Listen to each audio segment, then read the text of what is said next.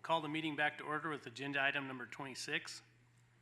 Pronghorn Antelope Translocation Game Division Administrator Brian Wakeling for possible action. The request for up to 200 pronghorn has been received by the department from the Yakima and Colville tribes in Washington. The department will provide an update on the status of Nevada's pronghorn population and potential source herds for translocations. The commission may approve the translocation request for 2017-2018, as well as provide direction to the department for fulfilling these requests. Mr. Wakeling. Thank you, Mr. Chairman, members of the commission. You may recall during the last commission meeting, the department provided a briefing regarding the status of both mule deer and pronghorn throughout our eastern region. Predominantly, the presentation focused on the effects of some of the wildfires that we'd had and what some of the actions that we were recommending taking to try and reduce the number of animals that were going to be on the winter range this upcoming winter, to try to mitigate winter range conditions, forage competition during the winter months. In addition to that, we also showed some maps with some movements where we expected the animals to winter, and also expressed some concern about the potential public safety regarding some pronghorn should they be along the railroad and Interstate 80 during those winter months. And so as part of that presentation, we indicated that in addition to the emergency seasons that the department intended to issue, we also had some ongoing conversations with a couple of tribes within Washington regarding the potential for translocations. You may recall it's been just a little over 2 years, May 15th of 2015, the commission approved a translocation of up to 100 pronghorn to the Colville Federated Tribes at that meeting at that time. In the subsequent winter, the department was able to provide about 50 pronghorn.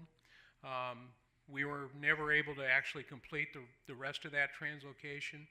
And so we've had some conversations, initiated conversations with the Colville tribe, to see whether or not they would be interested in taking some additional animals. They have expressed their interest in receiving additional animals. About the same time, we also received a request from the Yakima tribe, and they proposed a translocation of up to 100 animals to their reservation. And so that was something the commission hadn't considered previously to this, but it fit right into our plans to try and reduce that overall herd. And subsequently, we asked the state of Washington to see where they were in regards to this. Both verbally and in writing, we've received support from the state of Washington for these translocations. We just earlier this week received a letter specifically dealing with support for the translocation to the Yakima tribe. We do have some members of the Yakima tribe that have come to the meeting today, and certainly wanted to be able to give them an opportunity to express their interest and their intent with the management. We've included a report that they prepared within the packet today, so you could see how their herds are performing. And at this point, I'd like to introduce, it's my honor to introduce Gerald Lewis. He's the Yakima Nation Tribal Councilman, and he's the chairman of the Yakima Nation's Fish and Wildlife Committee. I'd like to give him an opportunity to address the commission and provide any comments he may choose.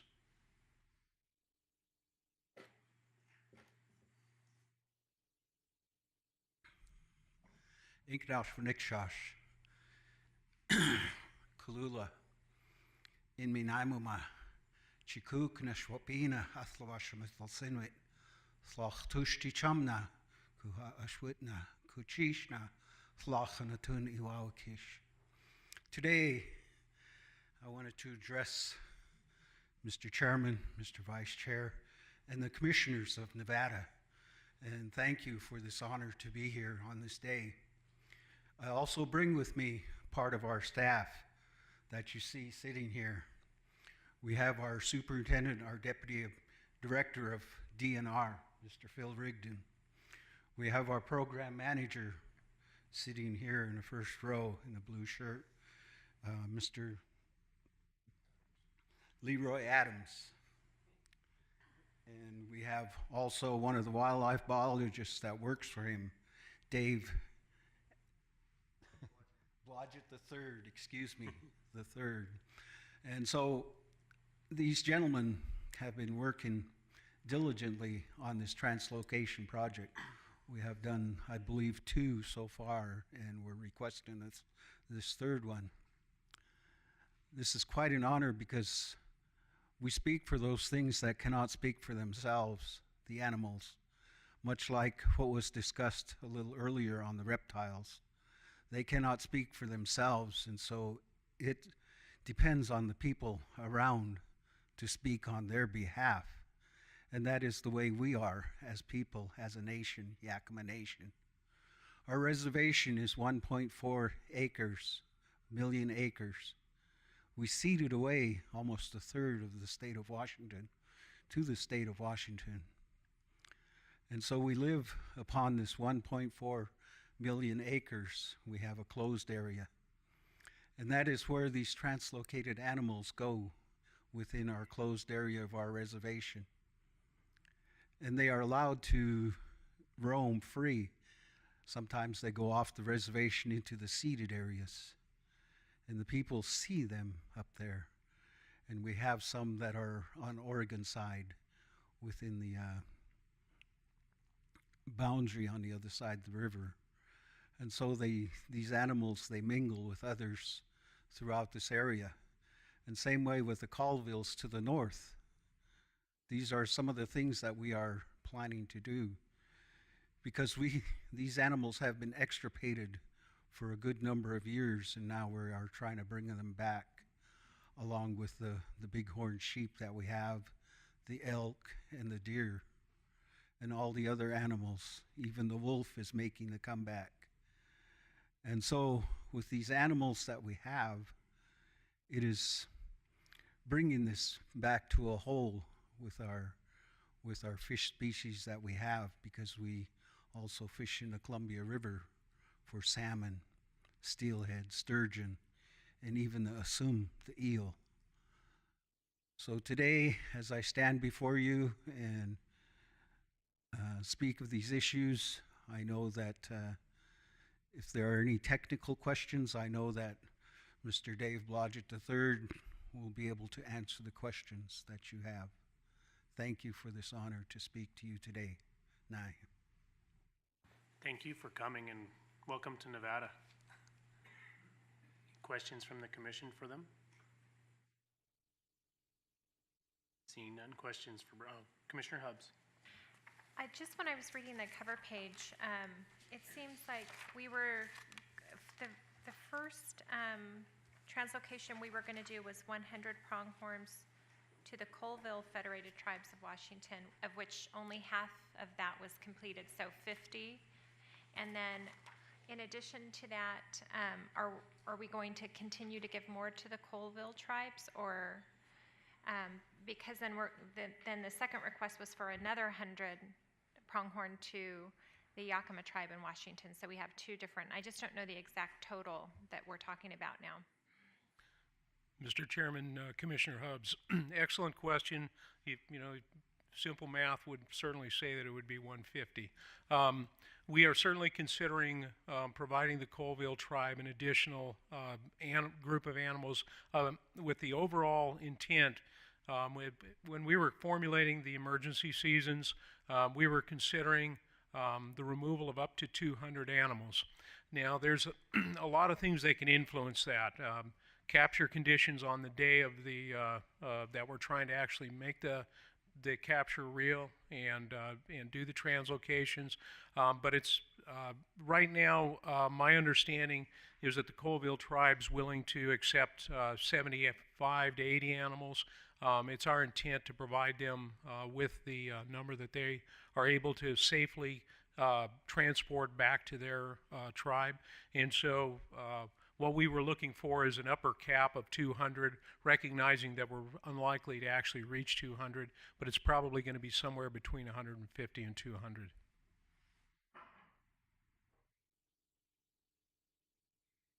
Commissioner Valentine. Thank you, Chairman Wallace.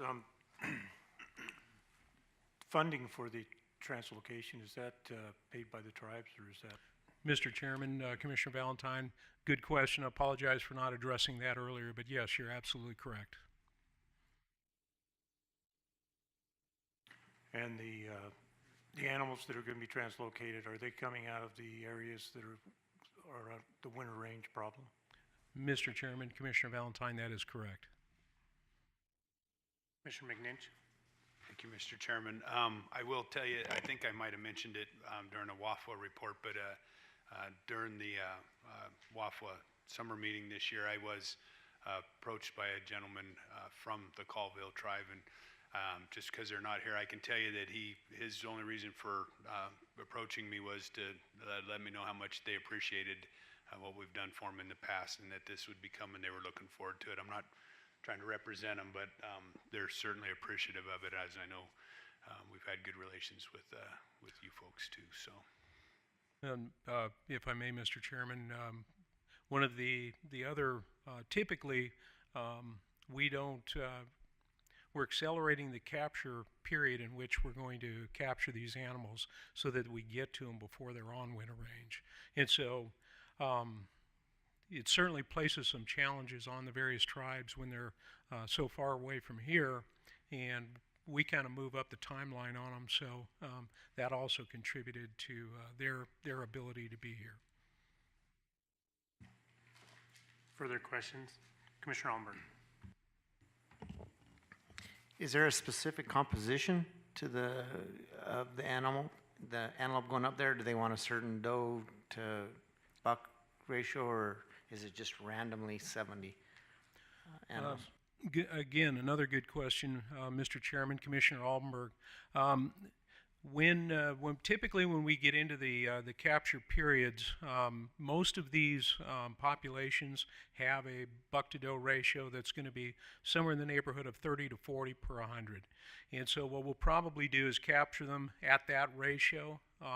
We're not really trying to target any specific, but we're going to try and approximate the ratio that's on the landscape. We're not trying to take more bucks. Routinely, what we try to do is take younger age class bucks because they actually transport better, and so it certainly won't it won't diminish the existing buck to doe ratio on the landscape. Further questions or comments? Thank you, Mr. Wakeling. This is an action item. We'll take it out for public comment on agenda item number 26, pronghorn antelope translocation. Seeing no public comment, I'll bring it back to the commission. Commissioner McNinch.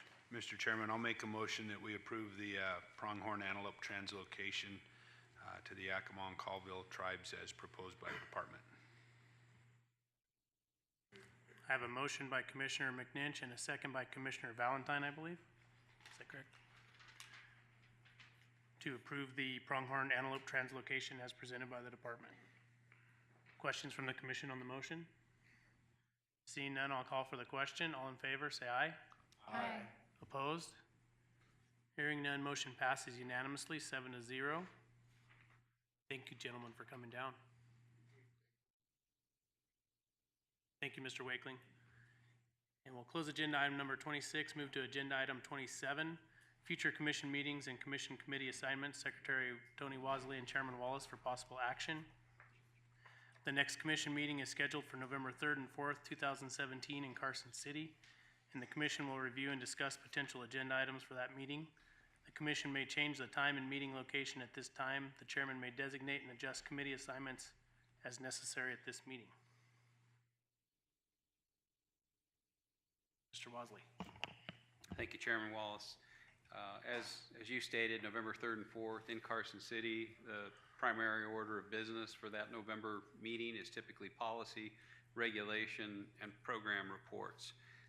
I have a list of some items that we're carrying forward from this meeting, including the appeal from Royce Emmett was postponed from this meeting till that date.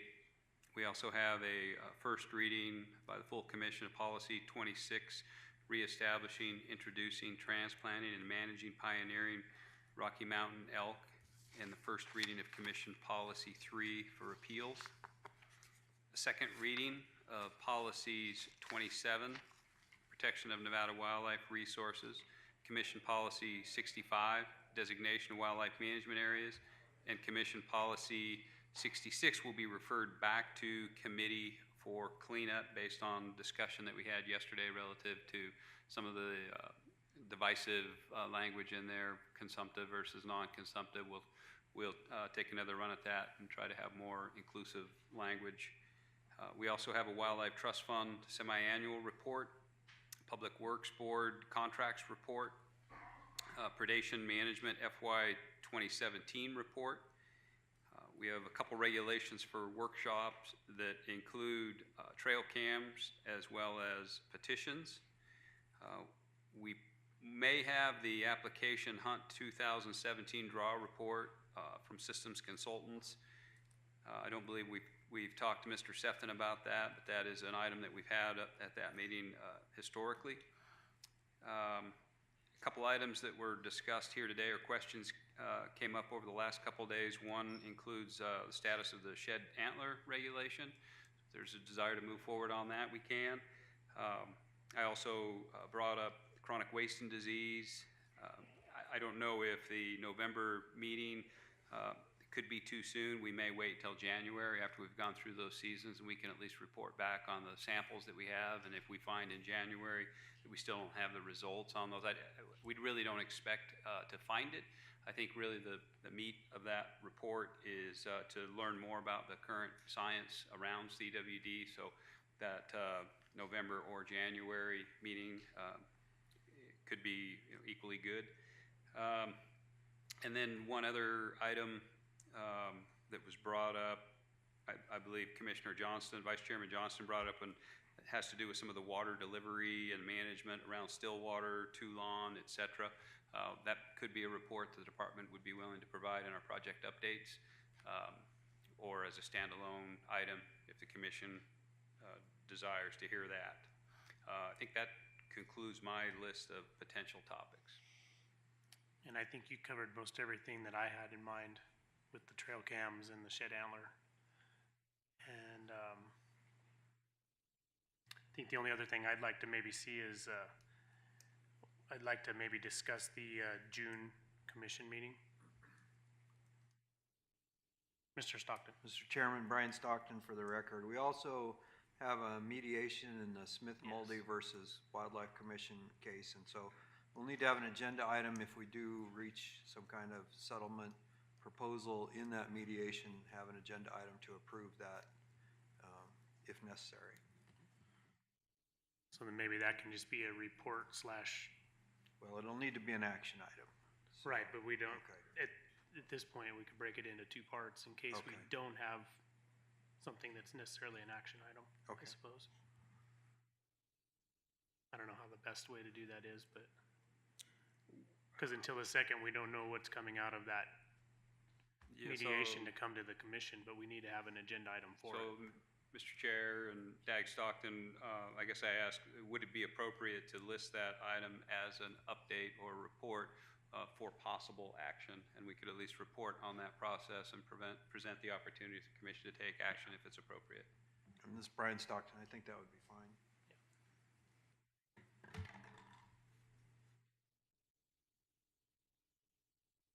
Commissioners have any other items? Commissioner Alberg. I'd just like to make note of that if we're going to be missing the window of opportunity for the shed to have an impact this spring when it does impact us. So if we could get that on sooner than later, maybe it would be beneficial. I know that White Pine County, Lincoln, and Elko, the three of them there are always concerns to me, at least, that they want to get it addressed if we can. Thank you. It's my intent to have something on that. What direction we go at this point, I'm not sure, but I need to get with Chief Turnipseed and we'll come up with something. Further commission items? Okay. Do you have anything else, Director Wasley? No, Mr. Chairman, I do not. Okay, this is an action item. I'll take it out for public comment on agenda item number 27. Come on up.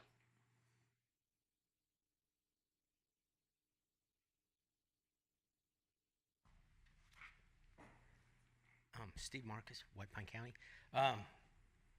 The shed antler thing, a couple weeks ago I was approached by a gentleman that, I work at the sporting goods store part-time, so it's like the local, everybody meets and talks. While we were standing there talking about sheds and cameras, he identified himself as Commissioner Phillips from Lincoln County, and he expressed a deep concern that they want something done, and he was not satisfied with the process and the length it took, so he asked that any meetings in any direction that we as a CAB and Lincoln have, go with them, and they are talking about possibly making a county ordinance. I don't know how they're going to do it, that on trail cams and sheds. So the public is very aware out there, and they're asking us to push forward as fast as we can. So, thank you. Thank you. Further public comment on agenda item 27? Seeing none, I'll bring it back to the commission. I don't think there's anything of specific action to be taken today. So I think, or any further comments from the commission, we'll move to agenda item 28. We'll close agenda item number 27, move to agenda item 28. Public comment period. Persons wishing to speak are requested to complete a speaker's card and present it to the recording secretary. Public comment will be limited to 3 minutes. No action can be taken by the commission at this time. Any item requiring commission action will be scheduled on a future commission agenda. Public comment? Okay, seeing none, we will close agenda item number 28, and we stand adjourned.